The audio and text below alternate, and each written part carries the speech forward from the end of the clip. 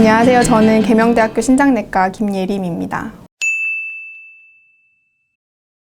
만성콩팥병은 신장의 구조적 이상이나 기능적 이상이 3개월 이상 지속되는 것을 만성콩팥병이라고 합니다. 만성콩팥병은 사실 사구체 여과율이라고 하는 신장 기능 지표를 가지고 단계를 좀 구분하는데요. 1에서 5단계로 나뉘고 사구체 여과율이 90 이상인 경우를 1단계, 60에서 90은 2단계, 30에서 60은 3단계, 15에서 30은 4단계, 15 미만을 5단계라고 하고 말기 신부전은 이 5단계에 해당하는 거라고 알고 있으면 되겠습니다.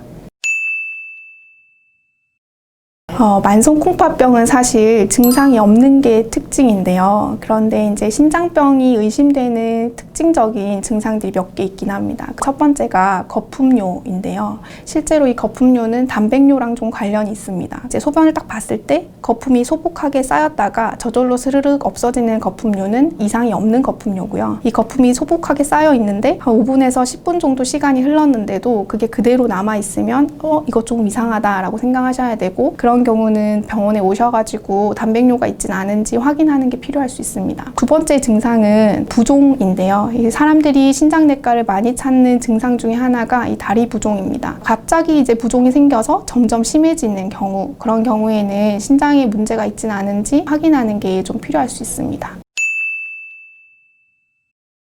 가장 중요한 거는 원인 질환이 뭔지를 확인하는 게 제일 중요하고요. 그 외에는 보존적인 치료 방법이 있습니다. 그 보존적인 치료 방법이라는 거는 대개는 수분 조절을 어떻게 할 것이냐, 식이 조절을 어떻게 할 것이냐 이건데, 이거는 사실 사람마다 상당히 필요로 하는 게 다르기 때문에 진료를 보시면서 내가 부족한 게 어떤 거고 내가 조절해야 되는 게 어떤 건지를 명확하게 확인하시는 게 좋습니다.